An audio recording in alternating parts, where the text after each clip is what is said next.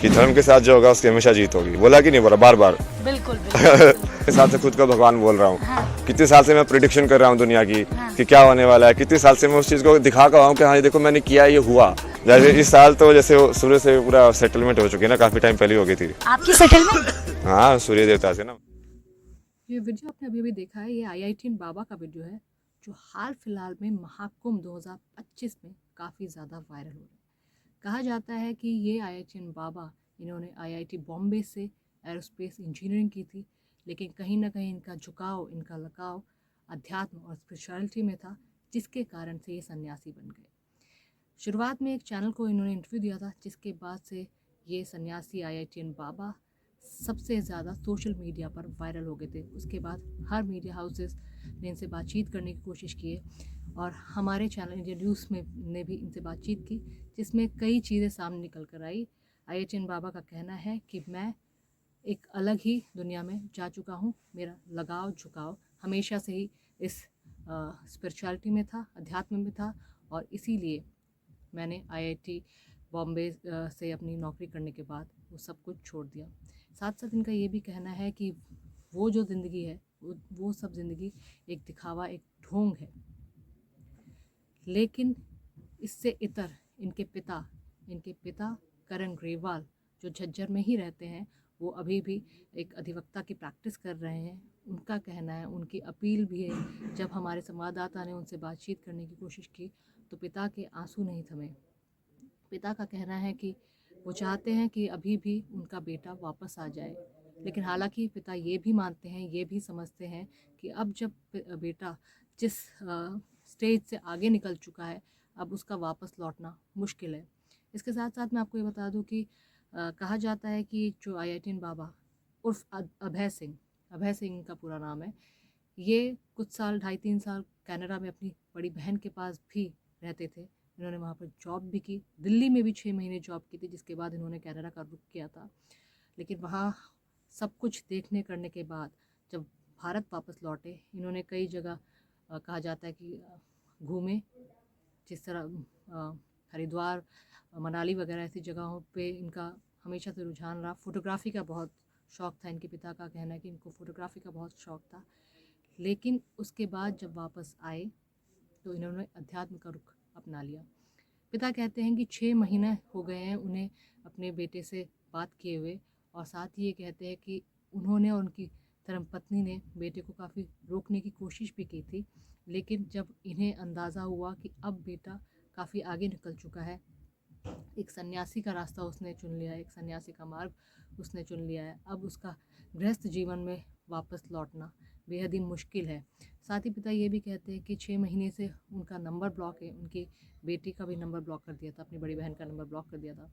और एक और अन्य वायरल हो रहे सोशल मीडिया इंटरव्यू में अभय सिंह ये भी दावा करते हैं कि जब स्पिरिचुअलिटी में उनका झुकाव था, जब वो कुछ मालाएं जपते तो परिवार को समझ नहीं आता था। परिवार समझता था कि वो शायद कोई पागलपन या सनक का शिकार हो गए हैं, लेकिन उनका कहना था कि इसीलिए उन्होंने पुलिस को बुला लिया, उनका पाप उन्हें नहीं लगा। ऐसे तमाम सोशल मीडिया पे वीडियो वायरल हो रहे हैं जो तमाम दावा करते हैं कि IIT बाबा, जो खुद एक गृहस्थ जीवन से अलग होना चाहते थे, उन्होंने किस तरह एक सन्यासी का मार्ग चुना। तो फिलहाल ये बाबा बहुत वायरल हो रहे हैं। इनके पिता का भी वीडियो आगे सुनिए, इनके पिता की भी बातें आगे सुनिए।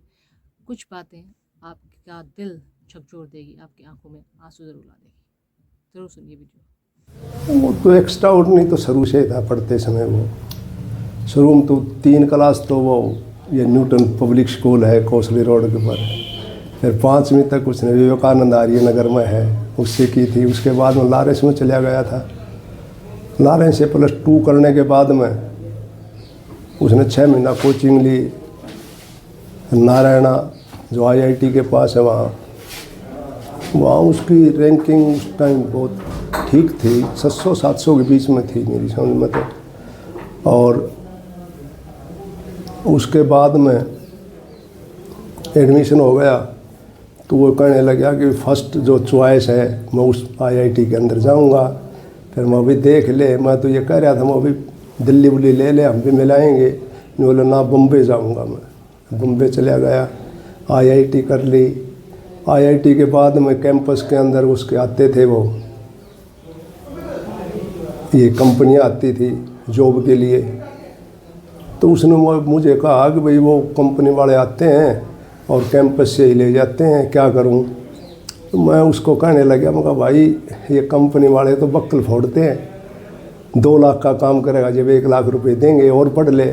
फिर उसने मास्टर ऑफ डिजाइनिंग करी। उस दौरान फोटोग्राफी का भी उसने काफ़ी चाव था, साथ साथ फोटोग्राफी का भी उसने मामला जोड़ा, वो भी उसकी अच्छी प्रोग्रेस मिली। और उसके बाद में उसने 6 महीना के लगभग दिल्ली एक कंपनी के अंदर सर्विस भी करी। फिर वो जो बेटी थी वो कनाडा थी, वो कनाडा ले गई उसने, 2-2.5 साल तक वहाँ भी उसने सर्विस करी कंपनी में, जो एक अच्छी वो रेपुटेड कंपनी थी उसमें।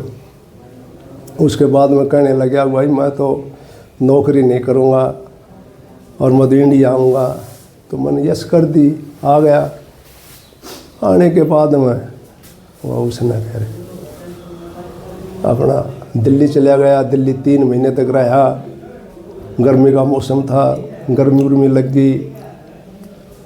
उसके बाद में मैंने उसको टेलीफोन में वो मैसेज कराया व्हाट्सएप पर, भाई धन दौलत और साम्राज्य तो फिर मिल जाते हैं, परंतु ज़िंदगी चली गई तो फिर कुछ नहीं मिलेगा। फिर वो मसूरी की तरफ, धर्मशाला और मसूरी की तरफ चला गया। उसके बाद में उसने अपना ये फैसला ले लिया सन्यासी बनने का। जब ये फैसला लिया, अचानक लिया गया या फिर पहले ही उनकी कोई ऐसा था कि वो इस वेश में जाए? वैसे तो इस साइड में तो उसका काफ़ी अर्धकुंभ था, उज्जैन में भी वो गया था, घूमता फिरता तो वो रहता था हमेशा।